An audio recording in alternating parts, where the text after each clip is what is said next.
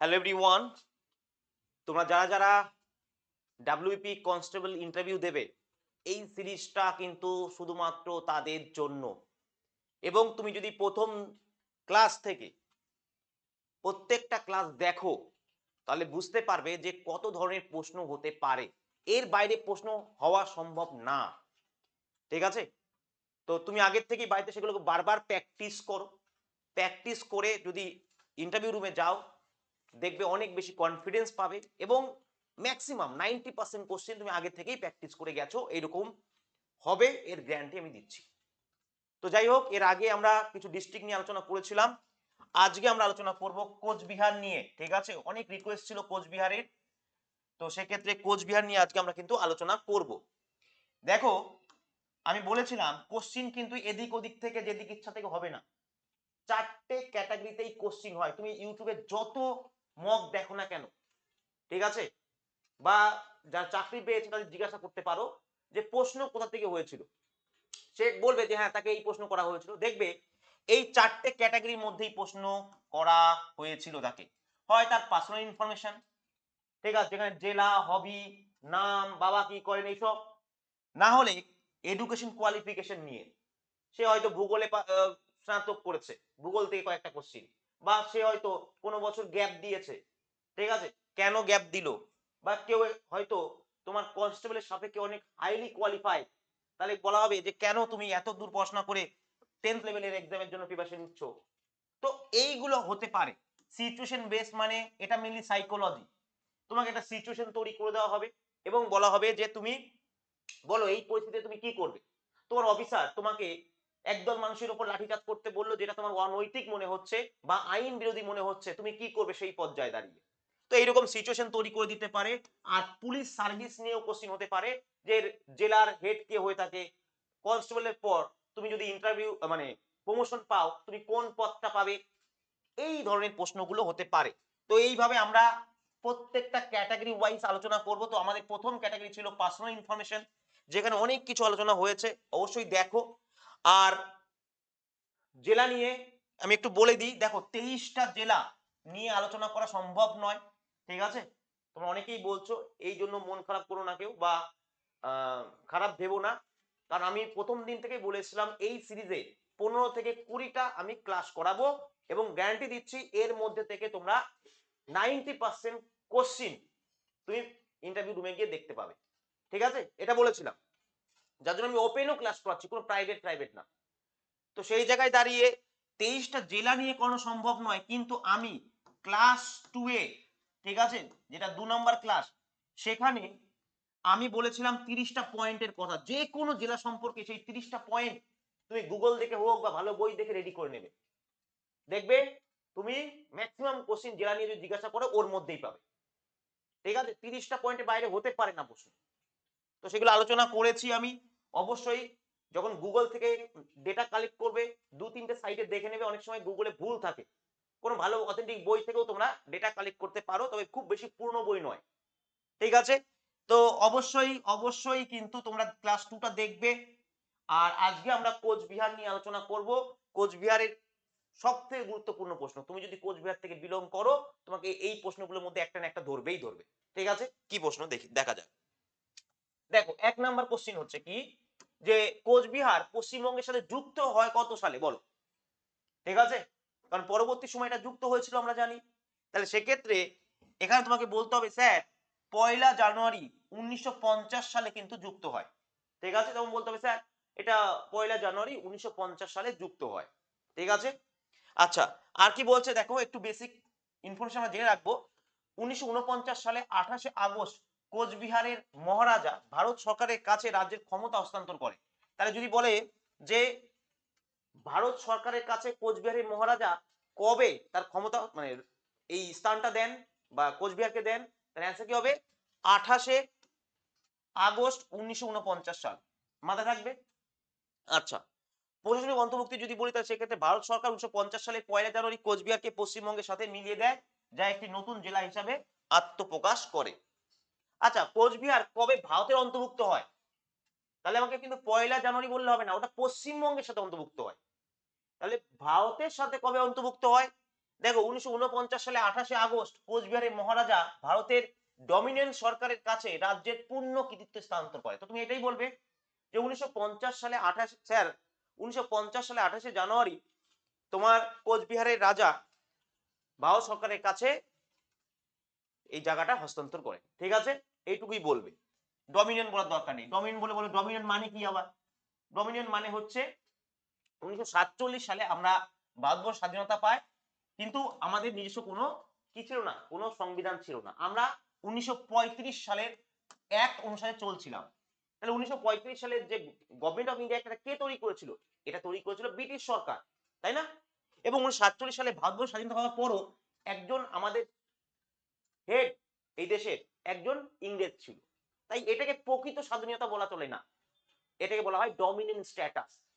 ঠিক আছে, নামে মাত্র স্বাধীন, কিন্তু আমরা এখনো বিদেশি শক্তির দ্বারা প্রভাবিত ছিলাম সেই সময়তে, তাই এটাকে বলা হয় ডমিনেন্ট স্ট্যাটাস। কিন্তু 26 জানুয়ারি 1950 সালের পর থেকে আমাদের নিজস্ব সংবিধান এসছে, আমাদের নিজস্ব রাষ্ট্রপতি এসছে, তো সেদিন থেকে আমরা প্রকৃত স্বাধীন। ক্লিয়ার? তো এটাকে ডমিনেন্ট স্ট্যাটাস বলা হয়। তো সেটাই বলছে যে ডমিনিয়ন সরকারের কাছে রাজ্যের পূর্ণ কৃতিত্ব স্থানান্তর করে। তো তোমাকে ডমিনিয়ন বলতে হবে না, বলবে স্যার 1949 সালের 28 আগস্ট। ক্লিয়ার? আচ্ছা, প্রশাসনিক হস্তান্তর যদি বলি তাহলে সেক্ষেত্রে 1949 সালে 12 সেপ্টেম্বর থেকে এটি ভারতের কেন্দ্রশাসিত প্রদেশ হিসেবে পরিচালিত হয়। তো এটা বলতে পারে যে বলো তো কোচবিহার কি আমাদের আগে কেন্দ্রশাসিত অঞ্চল ছিল? তখন তোমাকে বলতে হবে হ্যাঁ কেন্দ্রশাসিত অঞ্চল ছিল। ঠিক আছে, এবং কবে থেকে? 1949 সালের 12 সেপ্টেম্বর থেকে। পশ্চিমবঙ্গের অন্তর্ভুক্তি হয় কবে? 1950 সালে 1 জানুয়ারি, যেটা একটু আগেই বললাম। ঠিক আছে, 1 জানুয়ারি, এবং 19 জানুয়ারি থেকে এটা পশ্চিমবঙ্গের মানচিত্রে অন্তর্ভুক্ত হয়। ক্লিয়ার? 19 জানুয়ারি থেকে একদম ঠোঁটস্থ করে রাখো এগুলো। কোচবিহার থেকে কোশ্চিন ধরলে এইগুলো ধরবে না, হতে পারে না। ঠিক আছে, ক্লিয়ার? ওকে, নেক্সট। কোচবিহার কি জন্য বিখ্যাত? কি জন্য বিখ্যাত বলো? দেখো, কোচবিহার তার সমৃদ্ধ রাজকীয় ঐতিহ্যের জন্য বিখ্যাত। Very very important. ঠিক আছে, আমাদের বাংলাতে, ওয়েস্ট বেঙ্গলে আর এইরকম দ্বিতীয় কোনো জেলা নেই যার মানে বলতে পারো ঐতিহ্য এত বড়। একটা রাজকীয় ঐতিহ্য কিন্তু কোচবিহারে রয়েছে। তো সেই জায়গায় দাঁড়িয়ে কোচবিহার তার সমৃদ্ধ রাজকীয় ঐতিহ্যের জন্য বিখ্যাত। ঐতিহাসিক স্থাপত্য, ঠিক আছে, যেমন কোচবিহারের রাজবাড়ি, ঐতিহ্যবাহী রাসমেলা এবং প্রাকৃতিক সৌন্দর্যের জন্য কিন্তু এটি বিখ্যাত, যেখানে মদনমোহন মন্দির, রসিক বিলের মতো স্থানও এবং বিভিন্ন রকম ভ্যারাইটির মিষ্টি, এছাড়াও রেশম চাষ কিন্তু উল্লেখযোগ্য। এটি একটি ঐতিহ্যবাহী শহর যা তার সংস্কৃতি ও প্রাকৃতিক বৈচিত্র্যের জন্য পরিচিত। ব্যাস, এইভাবে যদি বলতে পারো 1 নাম্বারও এদিক ওদিক হবে না। কি বলবে? যদি বলে বলো তো তোমাদের কোচবিহার কি জন্য বিখ্যাত, তখন কি বলবে? তো স্যার কোচবিহার তার সমৃদ্ধ রাজকীয় ঐতিহ্যের জন্য বিখ্যাত, এছাড়াও এখানকার সংস্কৃতি, স্থাপত্য এবং রসিক বিলের মতো রসিক বিল, তোমার মোহন মন্দির, মদন মোহন মন্দির, এইরকম বিখ্যাত জায়গার জন্য কিন্তু এটা বিখ্যাত। ঠিক আছে, এইভাবে তুমি বলবে এটা, একদম এটা ঠোঁটস্থ করে নাও। নেক্সট, কোচবিহার রাজবাড়ি সম্পর্কে একটু জেনে রাখি, যদি রিপিট কোশ্চিন হয় যে বলো তো রাজবাড়ি কোথায় রয়েছে, কি বিষয়, কি বৃত্তান্ত, তখন তুমি বলবে এটি শহরের প্রধান আকর্ষণ কেন্দ্র, যা 1887 সালে মহারাজা নৃপেন্দ্র নারায়ণ ইউরোপীয় ধ্রুপদী শৈলীতে নির্মাণ করেছিলেন। এটি ভিক্টর জুবিলি প্যালেস নামেও কিন্তু পরিচিত। ঠিক আছে, এবং এর গম্বুজটি ভ্যাটিকান সিটি সেন্ট পিটার্সের ব্যাসিলিকার আদলে কিন্তু তৈরি। Very very important. তখন জিজ্ঞাসা করতে পারে বলো ভ্যাটিকান সিটি কি জন্য বিখ্যাত? তোমরা বলবে এটা পোপের শহর হিসাবে বিখ্যাত, বা এখানে এটা পৃথিবীর সব থেকে ছোট দেশ, 0.49 স্কোয়ার কিমি এরকম কিছু আছে। ঠিক আছে, রোম শহরের মধ্যে অবস্থিত। তো এটাও তুমি বলতে পারো।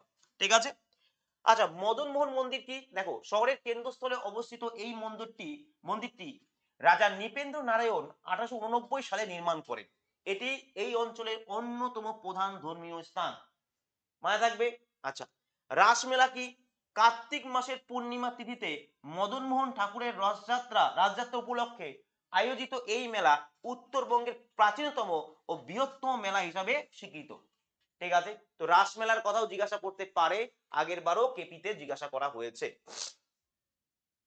কারা কারা কোচবিহার থেকে আছো একটু লাইক করে দিও। ঠিক আছে, আর তোমরা ভুল বোঝো, আগের দিন একজন বললো স্যার সবাই বললো কোচবিহার থেকে আমরা বলছি, কিন্তু তারপরে ভিডিও দিলেন না।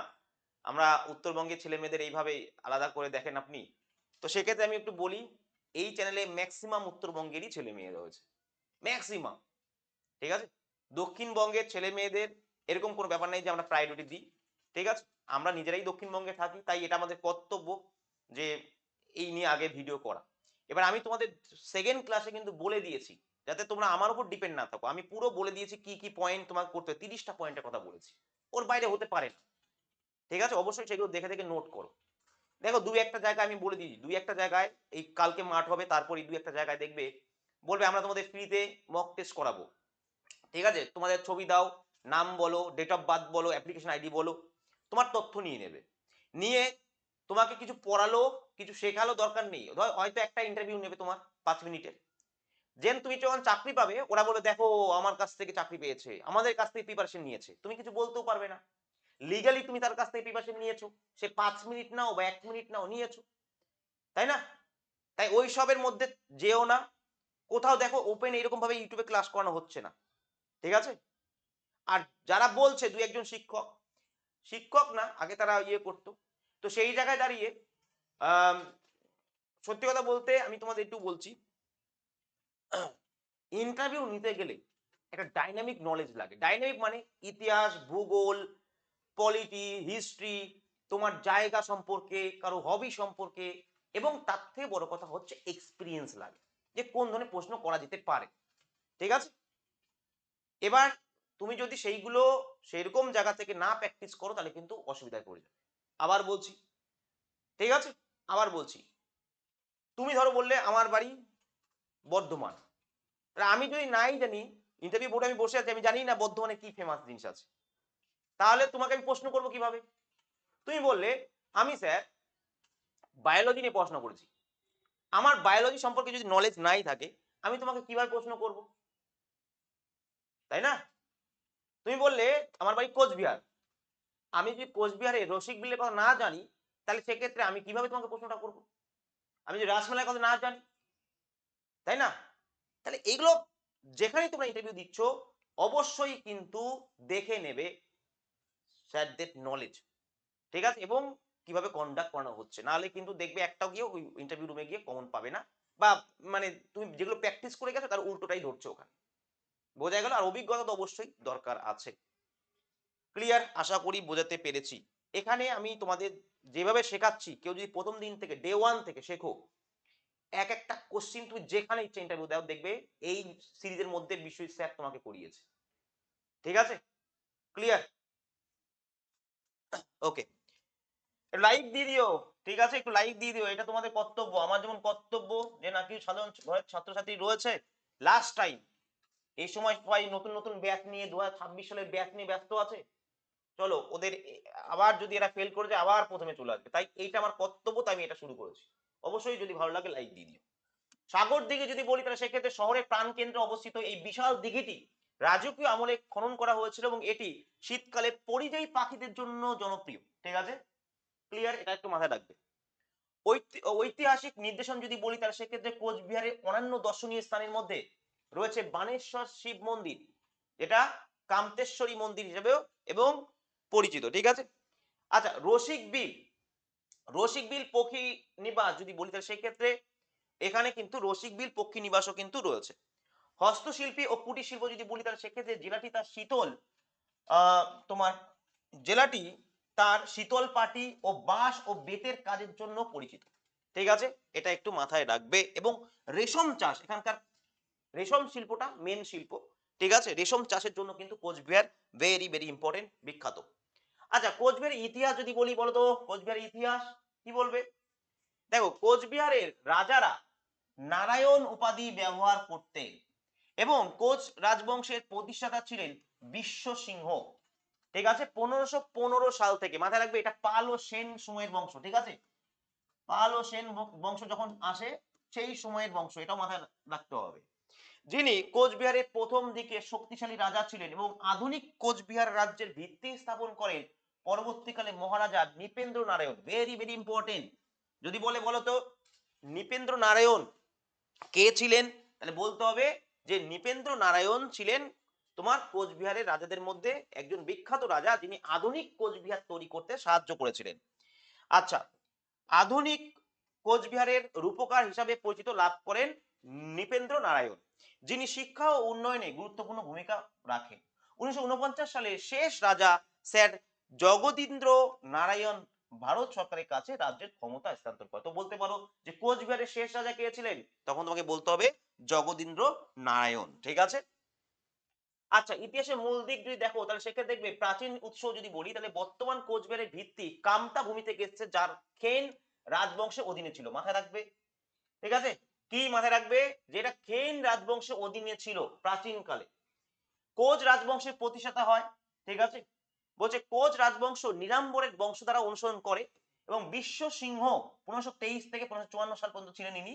রাজধানী চিকনা থেকে হিঙ্গুলবাসে স্থানান্তরিত করেন। রাজবাড়ি নির্মাণ বলছে মহারাজা নৃপেন্দ্র নারায়ণ 1827 সালে বিখ্যাত কোচবিহারের রাজবাড়ি নির্মাণ করেন। ভেরি ভেরি ইম্পর্টেন্ট, যেটা পশ্চিমবঙ্গের বাকিংহাম নামে পরিচিত। কোশ্চেন আসতে পারে, পশ্চিমবঙ্গের বাকিংহাম নামে পরিচিত কোনটি? এই নামের উৎপত্তি, কোচবিহার নামটা আসল কথা থেকে, কোচ মানে হচ্ছে এক বিশেষ ধরনের মানুষ, আর বিহার মানে ভ্রমণ করা, ঠিক আছে। তার মানে এক বিশেষ ধরনের মানুষ ভ্রমণ করছে, এরকম শব্দ থেকে অ্যাকচুয়ালি এসেছে কোচবিহার। ক্লিয়ার? চলো নেক্সট। কোচবিহার জেলার প্রধান নদী কি আছে? কোচবিহারে অনেক নদ নদী আছে, তার মধ্যে তোরসা হচ্ছে সব থেকে ইম্পর্টেন্ট রিভার। এছাড়াও তিস্তা, জলঢাকা, কালজানি, রায়ডাক, এই তোমার গদাধর, এই নদীগুলো রয়েছে। তো তোর্ষা নিয়ে প্রশ্ন আসতে পারে, এটা কোথা থেকে উৎপত্তি লাভ করেছে? অ্যান্সার হবে চুম্বি ভ্যালি থেকে উৎপত্তি লাভ করেছে, ঠিক আছে।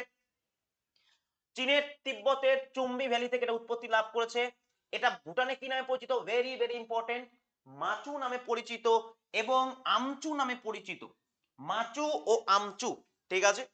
আচ্ছা, তিব্বত থেকে উৎপন্ন হয়ে ভুটান এবং ভারতের পশ্চিমবঙ্গ ও বাংলাদেশের মধ্যে দিয়ে প্রবাহিত হয়, ঠিক আছে। ক্লিয়ার? মিলনস্থল বাংলাদেশের ধুবুরির কাছে ব্রহ্মপুত্র নদীর সাথে তোষা নদী মিলিত হয়েছে, এটা মাথায় রাখবে। যদি বলে তিস্তা কত উৎপত্তি লাভ করেছে, তাহলে সেক্ষেত্রে তিস্তা হচ্ছে জেমু গ্লেসিয়ার, সিকিমের জেমু ও পাউ হুন্ড্রি থেকে উৎপত্তি লাভ করেছে, মাথায় রাখবে, ঠিক আছে। ওকে, কোচবিহার জেলার সাথে বাংলাদেশের সীমানা কত রয়েছে? তো কোচবিহারের সাথে বাংলাদেশের 549.45 কিমি সীমানা কিন্তু রয়েছে, ঠিক আছে। 549.45 কিমি সীমানা রয়েছে। পশ্চিমবঙ্গের কোচবিহার জেলার দুটি প্রধান সমস্যা কি? আচ্ছা, এই যে সীমানাটা না, এটা আমি কোনো বইতে পাইনি, এটা গুগল থেকে নিয়েছি। যদি কোনো তোমাদের ডাউট থাকে এটা নিয়ে, তোমরা কমেন্টে ইয়ে করো, আমি তাহলে আরেকটু ঘেটে দেখে নেবো বিষয়টা কি আছে, ঠিক আছে। আচ্ছা, পশ্চিমবঙ্গের কোচবিহার জেলার দুটি প্রধান সমস্যা হলো, সেটা হচ্ছে কি, এটা অনেক সময় জিজ্ঞাসা করতে হবে, বলো তো তোমার জেলা দুটো সমস্যা কি আছে? তাহলে প্রধান সমস্যা কোচবিহারে সেটা হচ্ছে বন্যা, ঠিক আছে। তো সেক্ষেত্রে বন্যা ও নদী ভাঙন, ভৌগোলিক অবস্থানের কারণে এই জেলায় প্রতি বছর বন্যার প্রকোপ দেখা যায়, ঠিক আছে। আর সীমান্তবর্তী সমস্যা ও অনুপ্রবেশ, এটা একটা ভেরি ইম্পর্টেন্ট, যেইগুলোই আমাদের বাংলাদেশের পার্শ্ববর্তী বা বাংলাদেশের সীমানা রয়েছে সেখানে এইগুলো, এটা একটা সমস্যা, ফান্ডামেন্টাল ইস্যু। তো সেক্ষেত্রে সীমান্তবর্তী সমস্যা ও অনুপ্রবেশ এখানকার একটা সমস্যা। কোচবিহারের একটি দীর্ঘ অংশ বাংলাদেশের সঙ্গে আন্তর্জাতিক সীমান্ত দ্বারা যুক্ত, যার অনেক জায়গায় এখনো কাঁটা তারের বেড়া দেওয়া সম্ভব হয়নি। তার ফলে গরু পাচার, চোরাচালান ও অবৈধ অনুপ্রবেশের মতো সমস্যাগুলো এই জেলার নিরাপত্তার ক্ষেত্রে একটি বড় চ্যালেঞ্জ হয়ে দাঁড়িয়েছে, ঠিক আছে। আচ্ছা, কোচবিহার কোন শিল্পের জন্য বিখ্যাত? তাহলে কোচবিহার সেরকম শিল্প নেই, তবে মূলত রেশম চাষের জন্য কিন্তু বিখ্যাত, মূলত রেশম চাষ এবং তামাক, ঠিক আছে। এটাও একটু মাথায় রাখবে, তামাকের কিন্তু চাষ হয় ওয়েস্ট বেঙ্গলের মধ্যে, খুব ইম্পর্টেন্ট জায়গা, সেটা হচ্ছে কোচবিহার, ঠিক আছে। আচ্ছা, কোচবিহারের রাজধানী যদি বলি, তাহলে কোচবিহারের রাজধানীর একটা বিরাট ইতিহাস ছিল প্রাচীনকালে। প্রথম ছিল কামতাপুর, খেন রাজবংশ, মাথায় রাখবে কি রাজবংশ? খেন রাজবংশের সময় এই শহরটি রাজধানী ছিল। তাহলে কামতাপুর কোন রাজবংশের সময়? খেন রাজবংশের সময়। বর্তমানে দিনহাটার গোসানিমারির নিকটবর্তী রাজপাট নামক স্থানে এর ধ্বংসাবশেষ পাওয়া যায়। এরপর হয় চিকনা গ্রাম, কোচ রাজবংশের সময়। এরপর কোচ রাজবংশ আসলো। কোচ রাজবংশের প্রতিষ্ঠাতা মহারাজা বিশ্ব সিংহ তার রাজত্বের শুরুর দিকে চিকনা গ্রাম বা চিকন গ্রাম থেকে শাসন কার্য পরিচালনা করতেন। এরপর 18 কোঠা, 1693 সাল পর্যন্ত 18 কোঠা ছিল কোচবিহারের অন্যতম গুরুত্বপূর্ণ কেন্দ্র। পরবর্তী মহারাজা রূপনারায়ণ রাজধানী এখান থেকে সরিয়ে বর্তমান কোচবিহার শহরে নিয়ে আসেন। আচ্ছা, বিহার ফোর্ট 1773 সালে ব্রিটিশ ইস্ট ইন্ডিয়া কোম্পানির সাথে চুক্তির সময় এই রাজ্যের রাজধানীর নাম ছিল বিহার ফোর্ট। ঠিক আছে, ক্লিয়ার? আচ্ছা, কোচবিহার কোন মিষ্টি আবিষ্কৃত হয়? দেখো, কোচবিহারে সেরকম ভাবে স্পেসিফিক যে কোনো মিষ্টি আবিষ্কৃত হয় তার কোনো ডেটা কিন্তু নেই। ঠিক আছে, তো তুমি এটাই বলবে যে কোচবিহারে কোনো নির্দিষ্ট মিষ্টির আবিষ্কারের সুস্পষ্ট তথ্য স্যার আমার কাছে নেই। তবে এখানে কি বলে এটাকে, রসমালাই, ঠিক আছে, বেশ বিখ্যাত, যা মূলত ছানা ও জাফরান দেওয়া দুধের রসে তৈরি হয়। ঠিক আছে, এটি উত্তরবঙ্গের একটি জনপ্রিয় মিষ্টি। তাহলে রসমালাইয়ের কথা তোমরা কিন্তু বলতে পারো। ঠিক আছে, নেক্সট। পশ্চিমবঙ্গের কোচবিহার জেলায় অবস্থিত প্রধান অভয়ারণ্য বা বন্যপ্রাণী সংরক্ষণ কেন্দ্রটির নাম কি? তাহলে অ্যান্সার কি হবে? রসিকবিল পক্ষী নিবাস। ভেরি ভেরি ইম্পর্টেন্ট কোশ্চিন করতে পারে। এটি কোচবিহার জেলার সবচেয়ে বিখ্যাত বন্যপ্রাণী সংরক্ষণ কেন্দ্র এবং এটি মূলত হরেক রকমের পরিযায়ী ও স্থানীয় পাখিদের জন্য পরিচিত। রসিকবিলের পাখির পাশাপাশি চিতাবাঘ, কচ্ছপ উদ্ধার কেন্দ্র, হরিণ উদ্যানও কিন্তু এখানে রয়েছে। ঠিক আছে, এছাড়াও কোচবিহারের আশেপাশে মানে জলপাইগুড়ি, আলিপুরদুয়ার এই সমস্ত জায়গাতে কিছু ন্যাশনাল পার্ক রয়েছে, যেমন জলদাপাড়া জাতীয় ন্যাশনাল পার্ক, যেমন তোমার চিলাপাতা অরণ্য, ঠিক আছে, যেমন বক্সা ব্যাঘ্র প্রকল্প, এগুলো কিন্তু রয়েছে। এটা হচ্ছে ছবি, দেখতেই পাচ্ছ, এটা হচ্ছে কোচবিহার। ঠিক আছে, এটা হচ্ছে কোচবিহার, ওপরে রয়েছে আলিপুরদুয়ার, আর এই পাশে রয়েছে জলপাইগুড়ি, আর নিচে রয়েছে বাংলাদেশ। তাহলে বলতে পারে এর সীমানায় কোন জেলার সাথে সীমানা আছে? বলে দেবে কি? আলিপুরদুয়ার আর জলপাইগুড়ি। ঠিক আছে, আচ্ছা, আর দেশ বলতে বাংলাদেশ। মানচিত্র দেখে নাও কোচবিহারের, তাহলে সেক্ষেত্রে এখানে অবশ্যই এটা হচ্ছে হলদিবাড়ি, ঠিক আছে, এটা হচ্ছে মেকলিগঞ্জ, এটা হচ্ছে মাথাভাঙা, এটা মাথাভাঙা 2, এটা কোচবিহার 2, কোচবিহার 1, এটা সিতাই, এটা দিনহাটা, দিনহাটা 2, তুফানগঞ্জ আর তুফানগঞ্জ 2। স্যার তাহলে এটা থেকে আমি কি বুঝলাম? এই ম্যাপটা দেখে তোমাকে প্রশ্ন করতে পারে, বলো তো কোচবিহারের একেবারেই পূর্বে কোন জায়গাটা আছে? তখন তুমি কিন্তু কনফিউজ হয়ে যাবে, অনেকেই কনফিউজ হয়ে যাবে। তা সেক্ষেত্রে তুফানগঞ্জ, ঠিক আছে, বা একদম পশ্চিমে কি রয়েছে? তাহলে সেক্ষেত্রে হলদিবাড়ি, মাথায় থাকবে। ঠিক আছে, বা বলতে পারে বাংলাদেশের সাথে কোন কোন জায়গাগুলো সীমানা রয়েছে বলতে পারবে? As a citizen of Cooch Behar তোমাকে এটা জানা উচিত যে শীতলকুচি, সিতাই, দিনহাটা বা এইটা যা আছে সেগুলো বাংলাদেশের সীমানা আছে। ঠিক আছে, বোঝা গেল? তাহলে কমেন্ট সেকশন জানিয়ে দিও কেমন লাগলো। আর অবশ্যই এরপর জেলা নিয়ে আর ভিডিও আসবে না, ঠিক আছে, বাকি জেলাগুলো সম্পর্কে আমি ক্লাস 2 তে যেভাবে বলেছি, গাইড করেছি, সেভাবে তোমরা রেডি করো, কারো ভরসায় থেকো না। ঠিক আছে, এইভাবে রেডি না করলে তুমি একটা জিনিস ভাবো, একটা জায়গায় তোমাকে বললো 2 মিনিট তোমাকে বা একটা মক টেস্ট নেবে, তুমি সেখানে শিখবে নাকি এখানে আমি ধরো 20 থেকে 22টা ক্লাস দিয়ে তোমাকে আমি শেখাচ্ছি, তাহলে তুমি কোন ছেলেটা ভালো নাম্বার পাবে? এখানে আমি 20 থেকে 22টা ক্লাসে সবকিছু শিখিয়ে কাউকে পাঠাচ্ছি, আর কেউ একটা জাস্ট 5 মিনিটে ইন্টারভিউ দিয়ে পরীক্ষা দিতে গেল, কে ভালো নাম্বার পাবে? ঠিক আছে, 15 নাম্বারে খেলা, আবার বলছি 15 নাম্বারে এদিক ওদিক হয়ে যায়। 15 নাম্বার মানে বুঝতে পারছো? ধরো তুমি 50 পেয়েছো, তারপর 15 পেলে মানে তোমার 65 হয়ে গেল। কেউ দেখা যাচ্ছে যে সে পেয়েছে 55 মানে 6 নাম্বার বেশি পেয়েছে, সে যেমন চাকরি হয়ে গেছে, কিন্তু পেয়েছে সে 5, তাহলে কত হবে তার? 60, সে পাচ্ছে 65। তাহলে এইটা হচ্ছে হেরফের হচ্ছে। ঠিক আছে, সেই জন্য বলছি খুব সিরিয়াস হয়ে যাও। যে অত সব দেখো, কোথাও ফর্ম ফিল আপ করার দরকার নেই, যে স্যারের কাছে তোমরা পড়েছো সেই স্যারকে বলো ইন্টারভিউ কন্ডাক্ট করাতে, যদি সে করাতে পারে তাহলে অবশ্যই সেখানে করো। আর যদি তোমাদের কাউকে ক্রেডিট দেওয়াই থাকে তাহলে সেক্ষেত্রে যে স্যার তোমাকে হেল্প করেছে, তোমাকে এতদিন পড়িয়েছে, সে হতে পারে ছোট ইউটিউব তাদের আছে, বা হতে পারে বড় ইউটিউব আছে, বা হতে পারে সেই স্যার তোমাকে পার্সোনালি ঘরে বসে পড়িয়েছে একজন দুজন স্টুডেন্ট নিয়ে, তাকে ক্রেডিট দেওয়া উচিত। ঠিক আছে, এগুলো একটু বোঝো। তো এনিওয়ে, ভালো তো তোমরা সবাই। নেক্সট দিন আমরা শিক্ষাগত যোগ্যতা নিয়ে যে ক্যাটাগরি আছে সেটা কোশ্চেন শুরু করে দেবো। ঠিক আছে।